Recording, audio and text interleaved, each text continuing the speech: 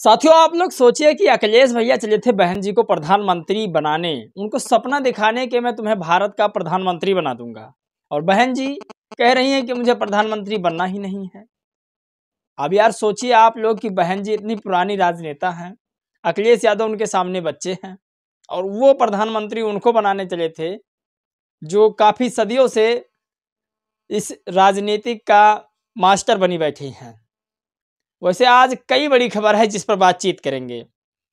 आज कई सारे ट्विटर यूजर ने ट्वीट करके लिखा है, और अयोध्या के बारे में भी कुछ खबरें हैं जिसे आप लोगों को सुनना चाहिए। आज वो तमाम खबरें हैं जो सोशल मीडिया पर वायरल हो रही है, टीवी अखबार दिखाने का नाम नहीं ले रहा है। सोचिए, ईवीएम को लेकर के आज दिल्ली में जिस तरह से धरना हुआ है, सुप्रीम कोर्ट के वकीलों ने धरना दिया है, टीवी पर आपको दिखाई नहीं देगा। वो सारी खबरें आपको हम यूट्यूब चैनल पर अपने दिखाते रहेंगे। आपका साथ हम जब तक नहीं छोड़ेंगे तब तक आप लोग साथ नहीं छोड़ेंगे। मैं हमेशा आप लोगों को पॉजिटिव और सही न्यूज़ दिखाने की कोशिश किया करेंगे। चलिए आज की वीडियो हम शुरू करते हैं। नमस्कार दोस्तों, मैं हूं पराग और आप देख रहे हैं देसी पीएसबी ब्लॉग। आज कई बड़ी खबर है जिस पर बातचीत करना है। आज आपको सारी खबरें दिखाऊंगा जो सोशल मीडिया पर लगातार वायरल हो रही है। एक के बाद एक लाखों लाखों मिलियन में व्यूज जा रहा है, करोड़ों मिलियन में व्यूज जा रहा है, लेकिन टीवी अखबार उसे उप तक नहीं बोलता है। आकाश आनंद ने ट्वीट करके लिखा वो बड़ी खबर बहन मायावती के बारे में, जब अखिलेश यादव ने कहा मैं आपको प्रधानमंत्री बनाना चाहता हूं। खैर, कई लोगों ने ट्वीट करके लिखा है। एक हैं संजय रावत जी हैं, उन्होंने राम मंदिर के बारे में कुछ ऐसी बातें बोल दी है जिसे इस वीडियो में लास्ट तक सुना ही दूंगा, क्योंकि अयोध्या का मंदिर अपनी जगह पर नहीं बन रहा है। चलिए एक एक खबर आपको सुनाते हैं। खबर लंबी है, समय लग जाएगा, इसीलिए मैं चाहता हूं फटाफट वो सारी खबरें आपको बता दिया जाए। सबसे पहली खबर आपको बताऊंगा जो मनजीत सिंह नौटियाल ने ट्वीट करके लिखा है। आपको पूरी खबर बताऊंगा। अगर आप बसपा को चाहते हैं तो कमेंट बॉक्स में बसपा जिंदाबाद लिखिए, बाकी आप लोग अपने अपने हिसाब से लिख सकते हैं, क्योंकि सभी लोग फ्रीडम है, आज़ाद हैं, सब लोग अपने हिसाब से अपनी पार्टी को चूज कर सकते हैं। आप लोग को निर्णय लेना है कि हमारा विकल्प सही जगह पर कहाँ है। मनजीत सिंह नौटियाल ने ट्वीट करके लिखा, आज बीएसपी सुपरमो उत्तर प्रदेश की पूर्व मुख्यमंत्री एवं राज्यसभा सांसद आदरणीय मायावती जी ने अपने जन्मदिन दिवस पर संतों महापुरुषों की तरह जन्मोत्सव को भी देश के गरीब, मजदूर, किसान, शोषित, पीड़ित, वंचितों, खासकर दलित, पिछड़े, अल्पसंख्यक, मुस्लिम, आदिवासी के लिए समर्पित कर आने वाले आम लोकसभा चुनाव को अकेले अपने बलबूते पर लड़ने का फैसला लिया है, क्योंकि लोग अन्य पार्टियों, बहुजनों के वोट को ले लेते हैं लेकिन उनके अधिकारों की बात नहीं करते। इसीलिए हमारी नेता आदरणीय मायावती जी ने अपनी ताकत को दूसरों के हाथों में न देकर अपने दम पर संघर्ष करने का निर्णय लिया है। यह निर्णय हमारे लिए अटल है। हम बीएसपी को मजबूत कर अपने दम पर सरकार बनाएंगे। जय भीम, जय भारत। साथियों, मनजीत सिंह नौटियाल ने ये बड़ा ट्वीट करके लिखा, इससे हमारा मनोबल भी बढ़ता है।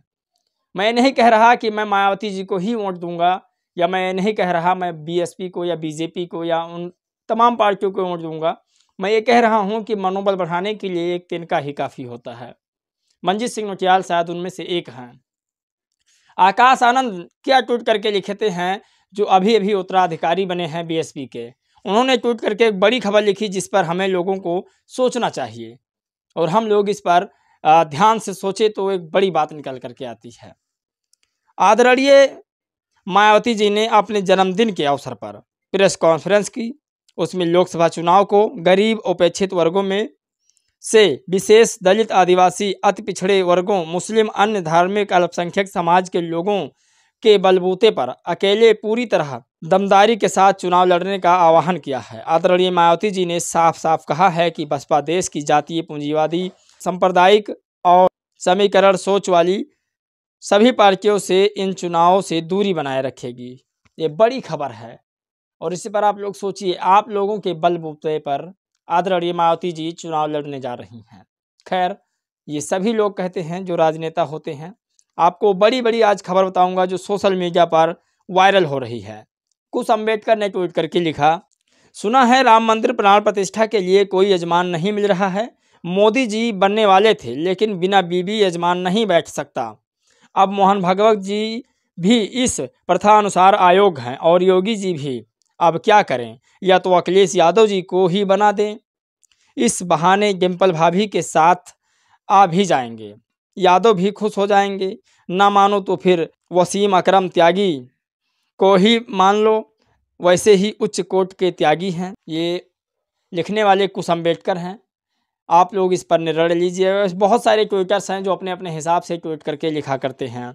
और जीतू रजौरे ने ट्वीट करके लिखा, बाबा साहब अम्बेडकर के नाम पर बनी पार्क का नाम बदलना और भूमाफिया कहना, काशीराम साहब के नाम पर बनी हॉस्पिटल का नाम बदलना, फिर वही बाबा साहब अम्बेडकर और काशीराम के नाम पर राजनीति करना, ऐसी राजनीति करना एक गिरगिट की तरह रंग बदलने वाला ही कर सकता है। बहन जी ने सत्य कहा है, अब जिसको बुरा लगता है तो बेशक लगे, लेकिन चुनाव अकेले ही लड़ेंगी। सोचिए, जो गिरगिट की तरह रंग बदलते हों। बीच में मैं आपको रोकना चाहूँगा कि जो पहले जब इंडिया गठबंधन का एक गठन बना तो उसमें ये कहा गया समाजवादी पार्टी के नेताओं की तरफ से कि यदि बीएसपी शामिल होती है तो हम शामिल नहीं होंगे। एकाएक अचानक कैसा मोड़ बना, कैसा षड्यंत्र बना कि बीएसपी को साथ लाने की कोशिश कर रहे हैं। कभी अखिलेश यादव जी कहते थे कि उनकी गारंटी कौन लेगा, कभी कभी अखिलेश यादव जी बहन जी की गारंटी लेने की बात करते थे, और आज रिक्वेस्ट कर रहे हैं कि आप गठबंधन में शामिल हो जाओ। बहन जी ने देखा कि ये पूरा रंग गिरगिट की तरह दिख रहा है मुझे, तो उन्होंने कहा मैं अकेले अपने दम पर चुनाव लड़ूंगी क्योंकि हमारा वोट बैंक अभी है। उन्होंने साथ में ये भी बताया, जो मुझे वोट देते हैं वो मुझे वोट देते हैं, दिक्कत तो सिर्फ ईवीएम में है, और उसको लेकर के भी धरना प्रदर्शन हो रहा है। आने वाले समय में ईवीएम हटेगा, बैलेट पेपर से चुनाव होगा और मेरी जीत पक्की होगी। अब पेट में दर्द होने लगा सभी पार्टियों के जो इस गठबंधन में शामिल होना चाहते थे। सोचिए, रामगोपाल जी कह रहे थे कि इंडिया गठबंधन में अगर बीएसपी शामिल होती है तो मैं शामिल नहीं होऊंगा, और आज रिक्वेस्ट कर रहे हैं। खैर, ये नेतागिरी है, राजनीति है। हम आपको उनकी सच्चाई बताने की कोशिश करते हैं, भले ही कोई किस पार्टी से क्यों ना हो। गलत जो करेगा मैं उसके साथ नहीं रहूँगा। एक पहले मैं वीडियो आप लोगों को दिखाता हूँ, शंकराचार्य जी की है। ये वीडियो आप लोग देखिए। इसमें ये भी दर्ज होगा कि बहुत बड़ा आयोजन हुआ। इतिहास में ये भी दर्ज होगा कि पौष मास में बिना मुहूर्त के हुआ। इतिहास में ये भी दर्ज होगा कि अधूरे मंदिर में जिसमें प्रतिष्ठा नहीं की जानी चाहिए उसमें प्रतिष्ठा हुई। इतिहास में ये भी दर्ज होगा कि देश के चारों शंकराचार्य उसमें नहीं पधारे। तो ये वीडियो आप लोगों ने देखा, क्या लगता है ये शंकराचार्य जी सत्य कह रहे हैं? खैर, आपको एक बड़ी खबर आज बताते हैं जिसे संजय रावत जी ने ट्वीट करके लिखा है और आज तक वालों ने इसे पब्लिक की है। आपको बताते हो बड़ी खबर। बाबरी मस्जिद के बड़े गुम्मद के नीचे ही भगवान श्री राम लला का जन्म हुआ था, इसीलिए वहीं मंदिर बनने के लिए मस्जिद गिराया गया। फिर वहां से 3 किलोमीटर दूर मंदिर क्यों बनाया जा रहा है? संजय रावत शिवसेना है। क्या साबित करना चाहते हैं बीजेपी वाले? जब गुम्मद को गिराया गया, मंदिर वहीं बनानी थी, तो फिर 3 किलोमीटर दूर, 100-200 मीटर की बात नहीं है, 3 किलोमीटर दूर, यानी कि काफ़ी दूर हो गया। उस पर जाकर मंदिर वहाँ पर बनाना, क्या ये कुछ अलग नहीं आपको लग रहा है? खैर, संजय रावत ने इसे ट्वीट किया है, आप लोगों को बताया। आपको बताएंगे दिल्ली में आज किस तरह से धरना प्रदर्शन हुआ ईवीएम को लेकर के, और धरना प्रदर्शन करने वाले कोई आम व्यक्ति नहीं थे, सुप्रीम कोर्ट के लॉयर लोग थे, वकील लोग थे जो दिल्ली में धरना प्रदर्शन किए। दिल्ली कोर्ट के बाहर ईवीएम के विरोध में सड़कों पर उतरे थे वकील और एक्टिविस्ट एंड महमूद प्राचा और भानु प्रताप सिंह, लेकिन ईवीएम के खिलाफ होने वाले प्रदर्शन को फिर से रोक दिया गया। ईवीएम हटाओ, देश बचाओ, ईवीएम चोर है, सुप्रीम कोर्ट न्याय करो, देश तुम्हारे साथ है, ये नारे लग रहे थे। सोचिए आप लोग, ईवीएम चोर है, सुप्रीम कोर्ट हम आपके साथ हैं, आपके साथ पूरा देश है, ईवीएम को हटाओ। भानु प्रताप सिंह, तमाम वकील, सोशल एक्टिविस्ट, तमाम लोग इस धरने को आगे बढ़ाने की कोशिश कर रहे हैं। चाहते हैं देश से ईवीएम हट जाए, बैलेट पेपर से चुनाव हो ताकि निष्पक्षता हो जाए, समझ में आ जाए कि किसका ज़्यादा वोट बैंक है। ये कई बड़ी खबर है जो सोशल मीडिया पर वायरल हो रही है। एक एक खबरों को बताने में समय लगता है। माफ़ कीजिएगा अगर कोई गलती हुई हो तो।